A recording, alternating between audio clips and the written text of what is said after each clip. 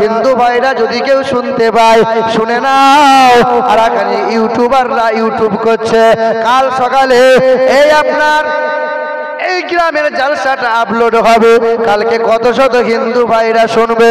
হা শুনে নিও, তোমার বেদে লেখা আছে নিরপলিঙ্গ ছিদ বিশ্ব নাম আম সন্ত সরতে শতপতে মারমেঘে সুন্দরম মঙ্গলম ইয়া দেবী সর্বভূতে শান্তিরূপে ওম নমস্তু তস্যৈ নমঃ নমঃ ইন্দ্রজোনা উপশ্রুত নামেন সংসা ভবিষ্যতে।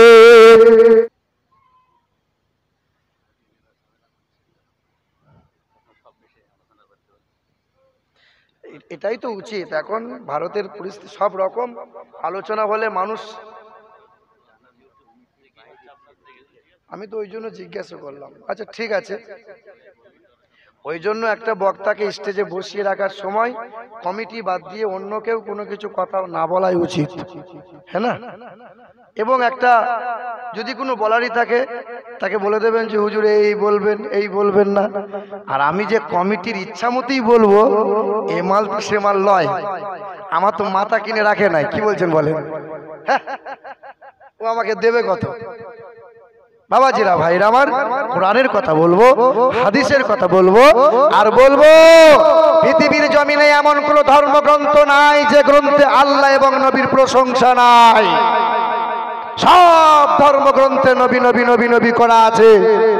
আসলে যারা পণ্ডিত হয়, বামুন হয়, যারা ধর্মগ্রন্থ পড়ে, তারা ধর্ম নিয়ে কোনোদিন লাফালাফি করে না। আর চুনোপুটি গুলো যারা ধর্মের ব্যাপারে জ্ঞান রাখে না, তারা দেখবেন খুব লাফালাফি করে। সে খ্রিস্টান হোক, আদিবাসী হোক, হিন্দু হোক, জয় শ্রীরাম করে মারছে কারা? ওই নিম্ন শ্রেণীর ব্যক্তি যারা।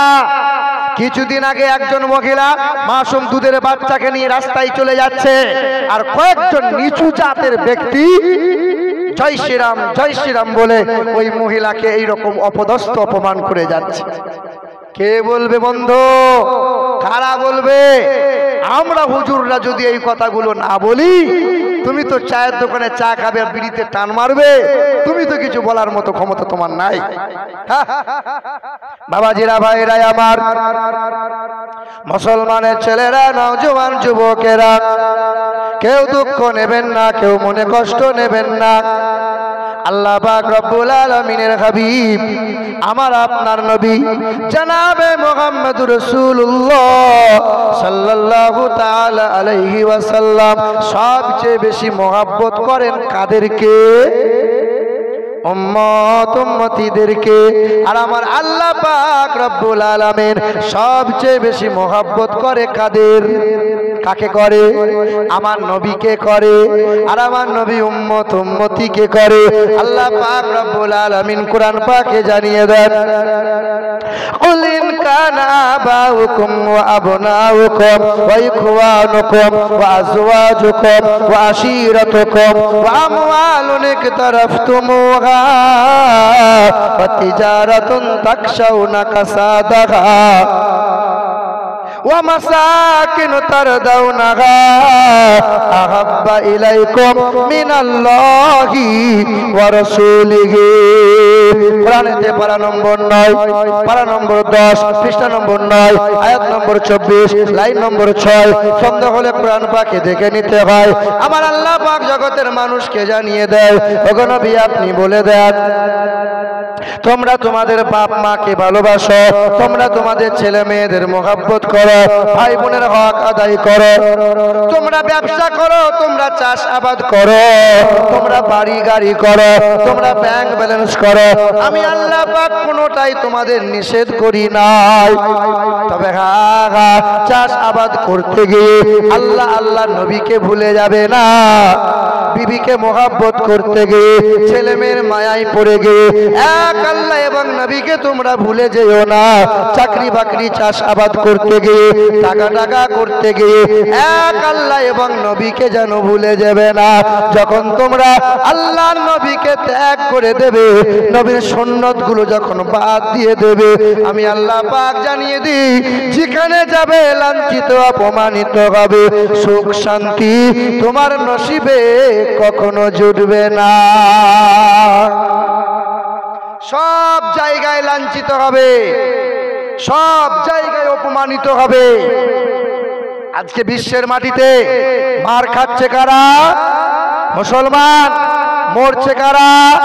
মুসলমান। কেন বলুন তো?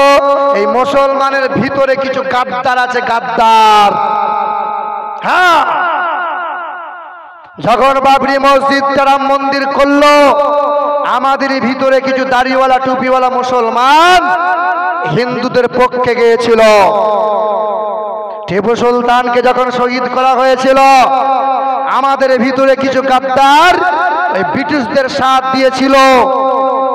শেরে খোদা আলী রাদিয়াল্লাহু তাআলা আনহুকে মসজিদের নামাজের কাতারে বিষ মাখানো ভুজালি মেরেছিল মুসলমানের ভিতরে গাদ্দার, যার নাম ছিল আব্দুর রহমান বিন মুলজিম। ইমাম হাসান, ইমাম হুসাইন রাদিয়াল্লাহু তাআলা আনহুকে চক্রান্ত করে শহীদ করেছিল যারা, সব নামদারি মুনাফিক গাদ্দার মুসলমান ছিল তারা। ইসলামের সবচেয়ে ক্ষতি করেছে যারা, খ্রিস্টান নয়, ইহুদি নয়, হিন্দু নয়, নাসারা নয়, সবচেয়ে বেশি ক্ষতি করেছি আমাদের ভিতরে কিছু নামদারি মুনাফিক মুসলমান যারা। ভেগুড়িয়া গ্রামের মুসলমান ভাইরা বাবারা, এক হওয়া লাগবে। আমাদেরকে কোরআন বুকে নিয়ে অন্যায়ের বিরুদ্ধে আন্দোলন করা লাগবে। পারলে হাতের দ্বারাই নড়ো, না হলে জবানের দ্বারাই বলো। সেটাও যদি না পারো, অন্যায়ের বিরুদ্ধে মনে মনে অন্যায়কারীর প্রতি তুমি ঘৃণা করো। কথা বলেন ঠিক কিনা? বাবাজিরা, ভাইরা আমার, আমার মুসলমানের ছেলেরা, নওজোয়ান যুবকেরা, আমার আব্বাজান ভাইজানেরা, আল্লাহর নবী সাল্লাল্লাহু আলাইহি ওয়াসাল্লাম যখন তিনি দেখলেন ইহুদিরা মহরম মাসিরা একটা রোজা রাখে 10 তারিখটা, কারণ ইহুদিরা 10 তারিখ রোজা রাখার কারণে আমার সাহাবারা, আমার উম্মতিরা আমরা রাখবো 2টা রোজা। মানে বিরোধিতা এইভাবে করেছেন নবীজি। ইহুদিরা মহরমের শুধু 10 তারিখ রোজা রাখে, আল্লাহর নবী বলছেন না, বিরোধিতা করো, 2টা রোজা রাখো। আল্লাহর নবী আমার যখন চুল আঁচড়াতেন, তো আল্লাহর নবী মধ্যখানে শীতে কাটতেন। এদিকে তাকান, এই যে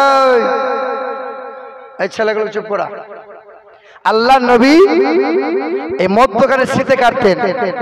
নবীর দেখা দেখিতে ইহুদিরাও মধ্যখানে শীতে কাটতে লাগলো। তখন আল্লাহর নবী কি করলেন? ইহুদিরা মধ্যখানে শীতে কাটছে, আল্লাহর নবী তখন সামনে চুল তুলে পিছন দিকে করতে লাগলেন, মধ্যখানে আর শীতে কাটলেন না। আল্লাহর নবী বলছেন, তোমাদের প্রকাশ্য শত্রু হলো, দুশমন হলো ইহুদি তারা। আজকে দেখেন, এখনো পর্যন্ত ফিলিস্তিনের মুসলমানরা দিনের পর দিন রক্ত আর জীবন দিয়ে যাচ্ছে। তারা জীবন দেবে, কিন্তু মসজিদুল আকসা হাতছাড়া করবে না। একটা দুটো নয়, ফিলিস্তিনের লাখ লাখ মুসলমান, হাজার হাজার শিশু বাচ্চা, দুধের বাচ্চা, হাজার হাজার পিতা, হাজার মা ওই মসজিদের জন্য, ইসলামের জন্য নিজেদের কুরবান করে দিয়েছে।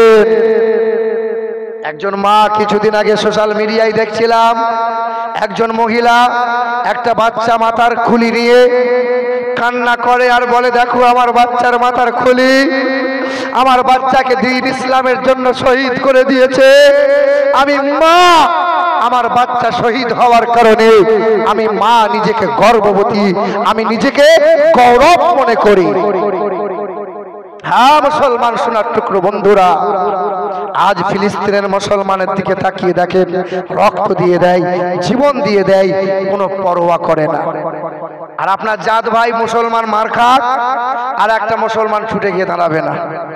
ও খাওয়ার লোক, ও মার খাক খাক, ও না মার না খেলে সোজা হবে না।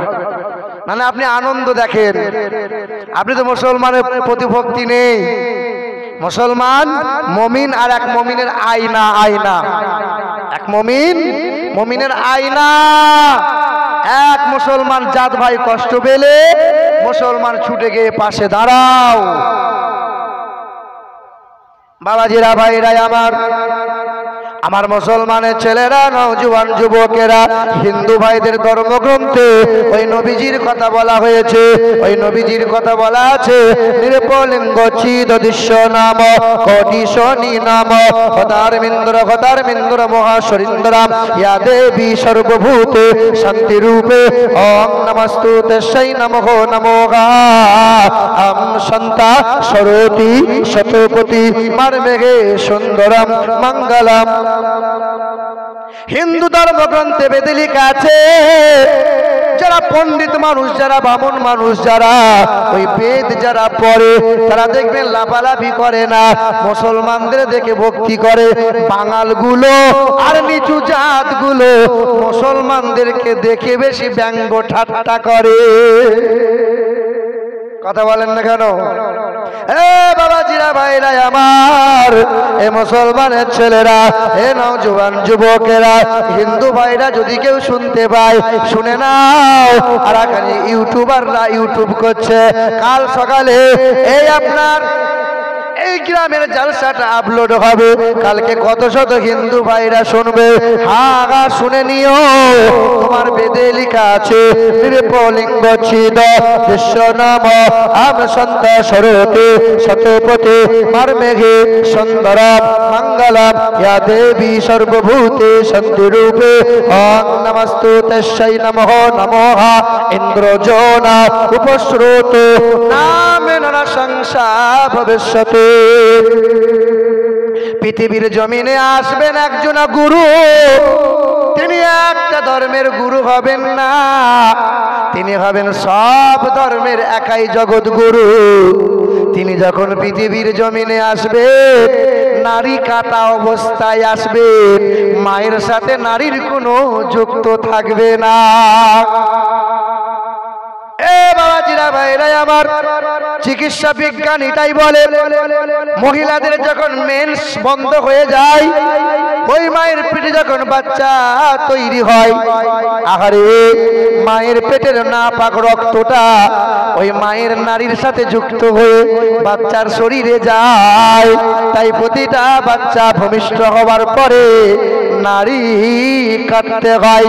কিন্তু আমার আপনার দয়ার নবী, মায়ার নবী, নারীর সাথে কোনো যুক্ত ছিল না। আর মায়ের পেটে খাবার কেমনে পেল? আল্লাহ পাক যেন জানিয়ে দিল, আরে আমেনা, ও আমেনা, তোমার নাপাক রক্ত আমার নবীকে খাওয়াবো না। না, আমার নবী হলো তো দো জাহানের বাদশাহ, তাই আমি আল্লাহ জান্নাতি খাবারটা কুদরতি হাত দিয়ে আমি আমার নবীকে মায়ের পেটে খাওয়াইয়ে দিলাম। দয়ার নবী আমার যখন ভূমিষ্ঠ হয়, নারী কাটা অবস্থায় ভূমিষ্ঠ হয়, নৃপলিঙ্গ ছিদ বিশ্ব নাম, আর লিঙ্গচ্ছেদ অবস্থায় পৃথিবীতে আবির্ভাব হয়। খতনা করা ছিল, খতনা। এ মুসলমানের ছেলেরা, জানা আছে নাকি পৃথিবীর জমিনে সর্বপ্রথম খতনা কার হয়েছিল? কার কার? ইব্রাহিম নবী খলিলুল্লাহ। আহারে বেদ বলে দিয়েছে, আরে হিন্দুরা তোমরা তো চামড়া কাটো না, মুসলমানরা চামড়া কাটে, অথচ তোমার বেদে লেখা আছে নৃপলিঙ্গ ছিদ, নৃপলিঙ্গ ছিদ বিশ্ব নাম ও নম ইন্দ্রজোনা উপশ্রুত নামে নরসংসা ভবিষ্যতে। হিন্দু ভাইরা লিঙ্গচ্ছেদ করে না, হিন্দু ভাইরা চামড়া কাটে না, হিন্দু ভাইরা পেশাব করে পানিও নেয় না, অথচ ওদের কলকি পুরাণে লেখা আছে তোমরা তোমাদের শরীরে যদি পেশাবের ছিটা লেগে থাকে তোমরা যেন ঠাকুর ঘরে ঢুকবে না। মানে না, বেদ পুরাণ তো জীবনে পড়ে না। এ বাবাজিরা ভাইরা আমার, মনোযোগ সহকারে জ্ঞান গর্ব কিছু আলোচনা শুনিয়ে দিয়ে, বিজ্ঞান সম্মত আলোচনা শুনিয়ে দিয়ে, আমেরিকার দেশের বিখ্যাত একজনা বৈজ্ঞানিক, ওই বৈজ্ঞানিকের নাম হলো ডক্টর হোবের।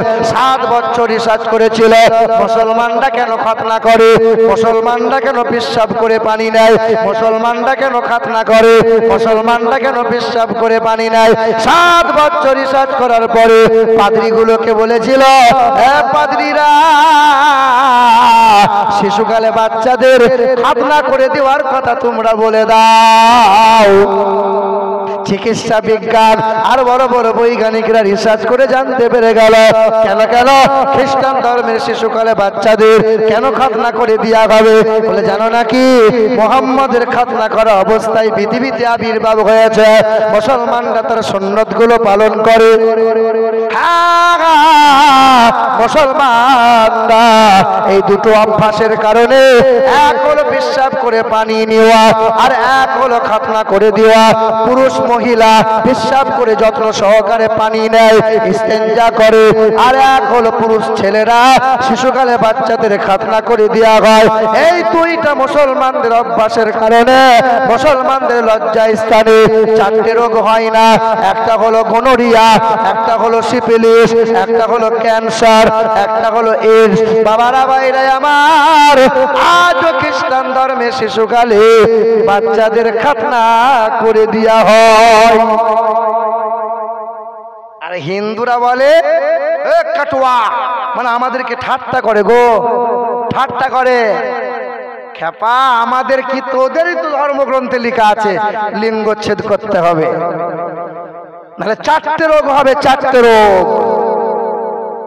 হ্যাঁ, ওরা আবার দেখবেন মুসলমানদেরকে ঘৃণা করে। আপনি হিন্দু পাড়ায় যাবেন, কলে মুখ লাগিয়ে শুধু পানিটা পান করবেন, আর বামুন ঘরে বৌমা যদি দেখতে পায় তো কলের মুখটা 7 বার ধোবে।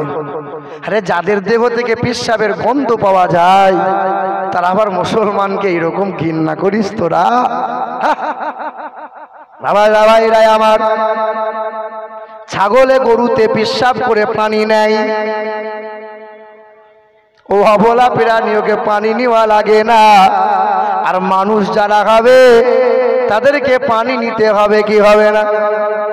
ও মানুষ যারা, পশু যারা, গরু যারা, ছাগল যারা, আরে মুসলমানের বাচ্চা বলে দাবি করে 100-র মধ্যে 70টা যুবক ছেলে পেশাব করে পানি নেয় না।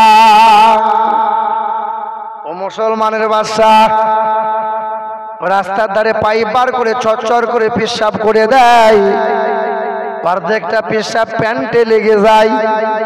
আমার আল্লাহ পাক রব্বুল আলামিন কোরআন পাকে জানিয়ে দেয়, ওকে মানুষ জানো বলো না, লাহুম কুলুবুল্লাহ ইয়াফকাহুনা বিহা ওয়া লাহুম আইনুল্লাহ ইউবসিরুনা বিহা ওয়া লাহুম আযানুল্লাহ ইয়াসমাউনা বিহা উলাইকা কাল আনআম বাল হুম আদাল উলাইকা হুমুল গাফিলুন। কোরআনেতে পারা নম্বর 9, পৃষ্ঠা নম্বর 13, লাইন নম্বর 1। আমার আল্লাহ পাক জগতের মানুষকে জানিয়ে দেয়, বোঝেও বোঝে না যারা, বিবেক আছে বোঝে না, দেখেও দেখে না যারা, চোখ আছে দেখে না, আর শোনেও শোনে না যারা, কান আছে শোনে না।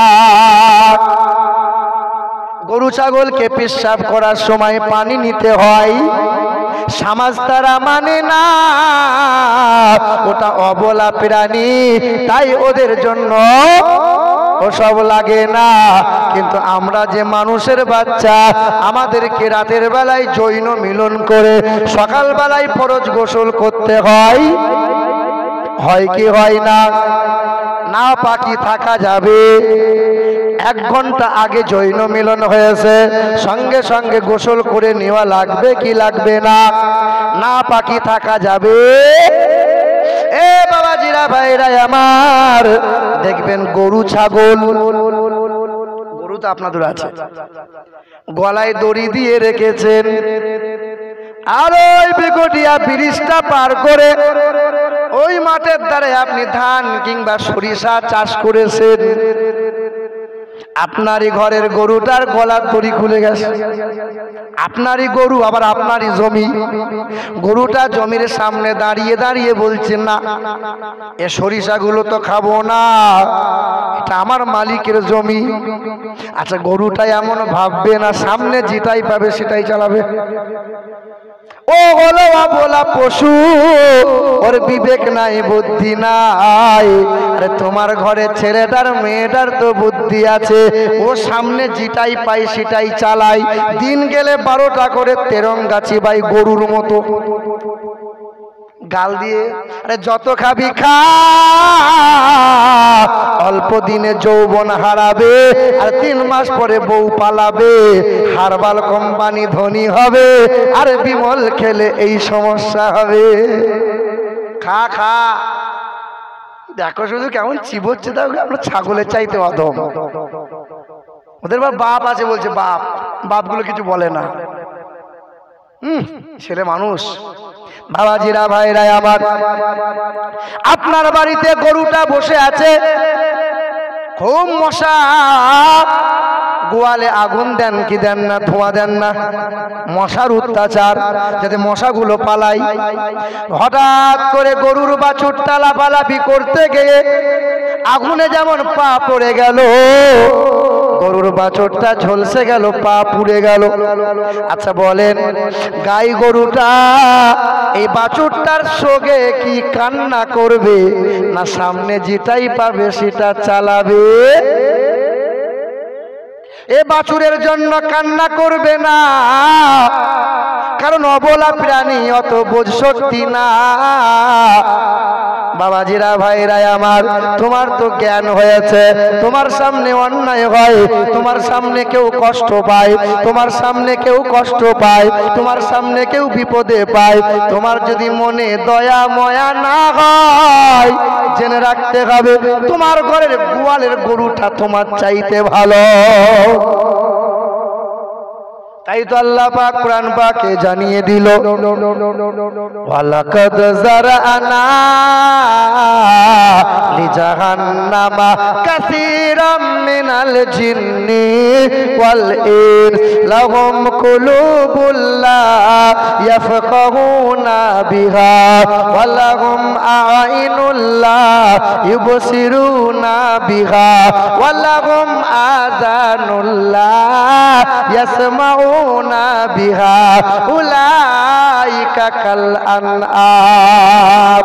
বিবেক দিয়েছি তারপরেও বোঝে না, চোখ দিয়েছি তারপরেও ভালো জিনিস দেখে না, কান দিয়েছি ভালো জিনিস শোনে না। আমি আল্লাহ বলেছি তারা হলো 4 পায়ে গরু ছাগলের চাইতে খারাপ, তাদেরকে মানুষ যেন বলো না, এটা মহান আল্লাহর ঘোষণা। মানুষ তারা, মানুষ বলো না।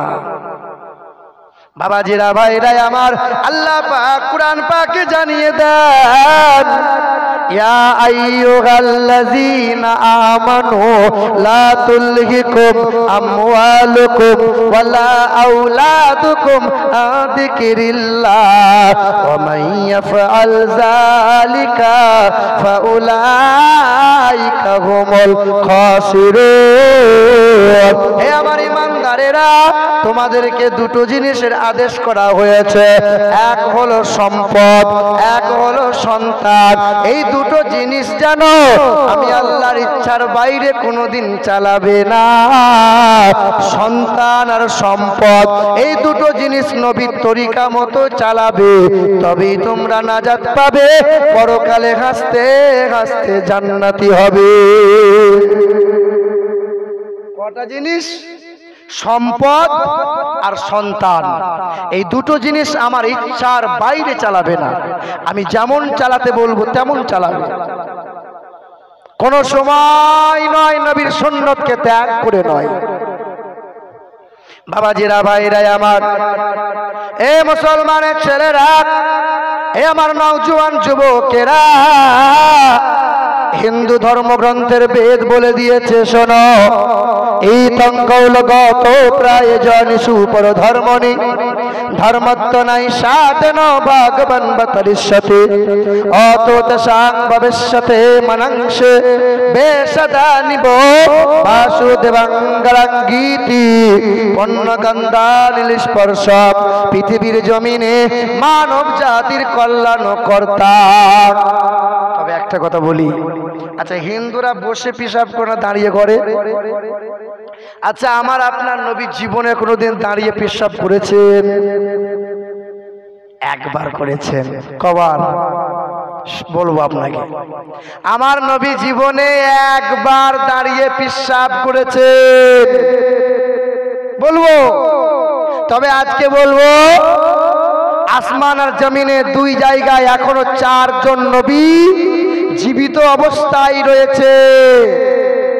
তবে আপনাকে আর একটা আমল শিখিয়ে দেবো, যে আপনার মরতে দেরি হবে কিন্তু জান্নাত যেতে বেশিক্ষণ সময় লাগবে না। অপেক্ষা করেন, বলবো।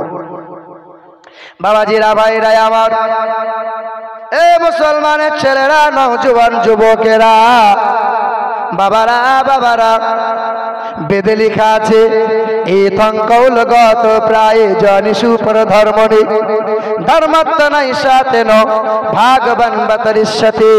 পৃথিবীর জমিনে বিশ্বের সৃষ্টিকর্তা দরবার থেকে, মহান প্রতিপালকের দরবার থেকে আসবেন একজন গুরু, তিনি হবেন জগৎ গুরু, বিশ্বের মানব জাতির কল্যাণ কর্তা।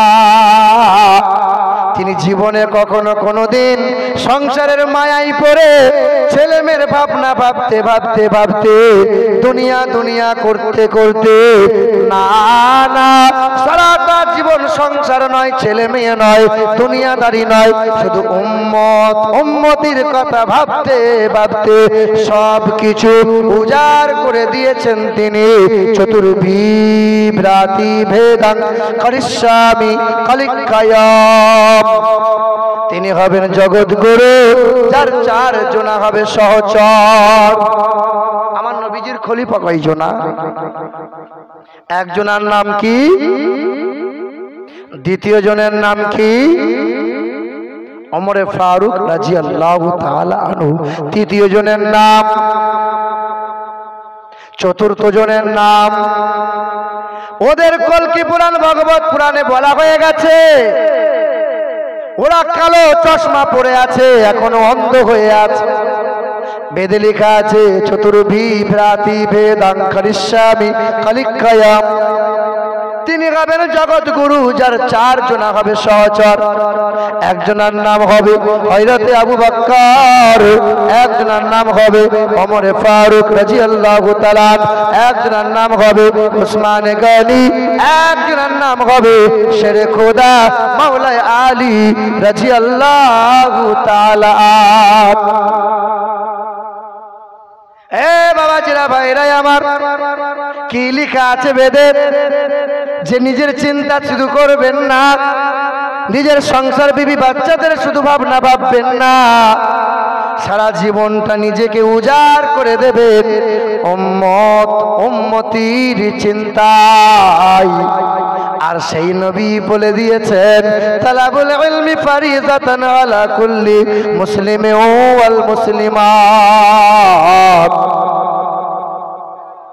তোমাদের প্রতিটা মুসলমান ছেলে অথবা মেয়ে, নারী এবং পুরুষ, আরবি এবং বিহারি, বাঙালি হোক কিংবা গুজরাটি, কালো হোক কিংবা ফর্সা, ছোট হোক কিংবা বড়, প্রতিটা মুসলমানের জন্য জ্ঞান অর্জন করা ফরজ। কি অর্জন করা ফরজ? আচ্ছা বলেন, আপনি মুসলমান, আমরা মুসলমান, একটা মুসলমানের সর্বপ্রথম ফরজ কোনটা? বলুন বলুন, একটা মুসলমানের সর্বপ্রথম ফরজ কোনটা? নামাজ, রোজা, না কি বলুন? একটা মুসলমানের সর্বপ্রথম ফরজ হলো জ্ঞান অর্জন করা, জ্ঞান জ্ঞান ইলম হাসিল করা। ইলম মানে শিশুকালই তো আপনাকে সদর ডাকতে হচ্ছে না, কিন্তু শিশুকাল থেকেই আপনার জন্য জ্ঞান অর্জন করার জন্য বারবার নবী তালিম বলেছে, বারবার তাগিদ দিয়েছেন। শুনে রেখে দেন বাপ আর মা যারা, পুরুষ এবং মহিলার দুই ফোঁটা পানি যখন এই মহিলার জরায়ুতে একসঙ্গে প্রবেশ করে, এই দুই ফোঁটা পানিকে আমার আল্লাহ নাম দিয়েছেন নুতফা। সুম্মা খালাকনাল নুতফাতা আলাকাতান ফাখালাকনাল আলাকা মুযগাতান ফাখালাকনাল মুযগাতা ইযামান ফাকাসাউনাল ইযামা লাহমা। পুরুষের পাঁজর থেকে এক ফোঁটা পানি, মহিলার এক ফোঁটা পানি, এই দুই ফোঁটা পানির নুতফা নাম দিয়েছেন আমার আল্লাহ। 40 দিন যেমন হবে ওই পানিটাকে আমার আল্লাহ রক্ত বানিয়ে দেবে, আবার 40 দিন যেমন যাবে আমার আল্লাহ রক্তটাকে মাংসে বানিয়ে দেবে, আবার 43 যখন হয়ে যাবে আমার আল্লাহ মায়ের পেটে হাড়ের খাঁচা বানিয়ে দিয়ে চামড়ার পোশাক পরিয়ে দেবেন। 43 হয়ে গেল মানে আল্লাহ পাক রুহুটা নিয়ে এসে বাচ্চার শরীরে ফুঁকে দেবেন। মায়ের পেটে বাচ্চা নাড়াচাড়া শুরু হয়ে গেল। বাচ্চার কতদিন বয়স? কতদিন মানে কতদিন হলো? 120।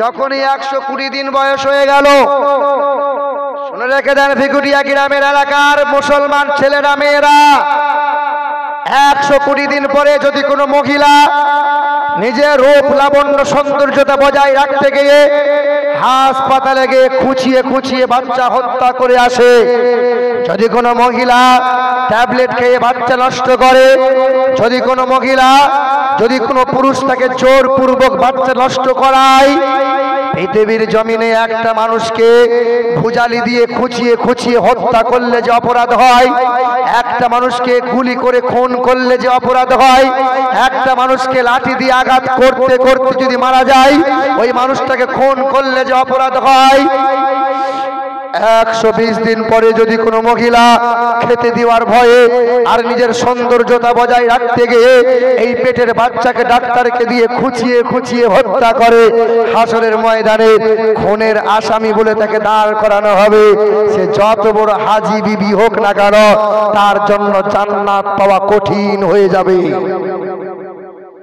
হাসরের কঠিন ময়দানে ওই যে পুরুষ মানুষটা, ওই যে মহিলাগুলো সব জান্নাতে যাওয়ার জন্য ছুটে বেড়াবে, আর ছোট্ট একটা মাসুম বাচ্চা আল্লাহ পাকের দরবারে কাঁদবে আর বলবে, মালিক এই মহিলাটা জান্নাতে যায়, আল্লাহ কি করে জান্নাতে যায় মালিক?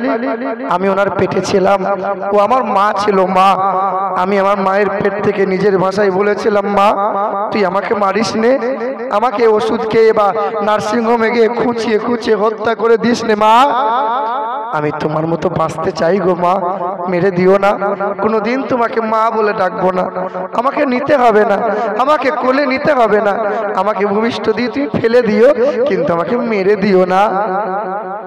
হাসরের কঠিন ময়দানে এই মহিলা জান্নাতে যেতে চাইবে, কিন্তু মাসুম বাচ্চাটা তোমার বিরুদ্ধে নালিশ করে দেবে। মহিলার জন্য পুরুষটার জন্য জান্নাত পাওয়া বড় মুশকিল হয়ে যাবে।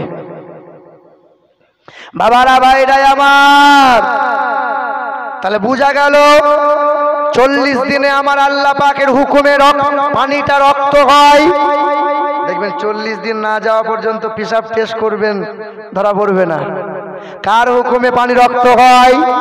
আবার 40 দিন পরে, এখানে একটা বিষয় আপনি লক্ষ্য করে দেখেন, 40-এ রক্ত হয়, আবার 40-এ রক্ত মাংস হয়, আবার 40 দিনে আমার আল্লাহ পাক রুহুটা দান করে দেন, হাড়ের খাঁচা বানিয়ে চামড়া পোশাক পরিয়ে দেন। বাচ্চা 43 হয়ে গেল মানে বাচ্চা মায়ের পেটে নড়াচড়া শুরু করলো। বাচ্চার যখন 6 মাস বয়স হয়ে যাবে বাচ্চা দুনিয়ার সব শব্দ শুনতে পাবে। বাচ্চা, মা যদি সিরিয়াল দেখে তো বাচ্চা শুনতে পাবে, মা যদি হিন্দি গান শোনে ওই পেটের বাচ্চা শুনতে পাবে।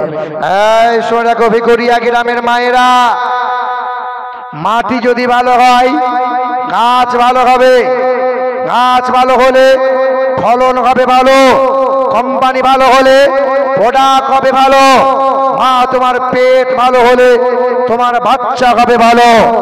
আর তুমি যদি নোংরা হও, তোমার পেট যদি নোংরা হয়, তো বাচ্চা তোমার বিচ্যুতি মাল তৈরি হবে। হ্যাঁ, আল্লাহর নবী বলেন বাচ্চা ভূমিষ্ঠ হয়ে গেল, বাচ্চা ভূমিষ্ঠ হয়ে যাওয়ার সাথে বাচ্চার কানে আজান দাও, বাচ্চার নামে আকিকা দাও, বাচ্চার নামকরণ করো। বাচ্চার 4 বছর বয়স হয়ে গেল, ছেলেকে কোরআন ও হাদিসের তালিম দাও, তালিম দাও। বাচ্চার 7 বছর বয়স হয়ে গেল, বাচ্চাকে নামাজ পড়ার জন্য বলো। 8 হলো, 9 হলো, 10 হলো, ছেলে এখনো নামাজ পড়ে না, মেয়েটা এখনো নামাজ পড়ে না। নবী বলছেন মেরে মেরে নামাজ পড়াও। কজন পড়িয়েছি বাবা বলেন? তাহলে সর্বপ্রথমে ফরজ কোনটা?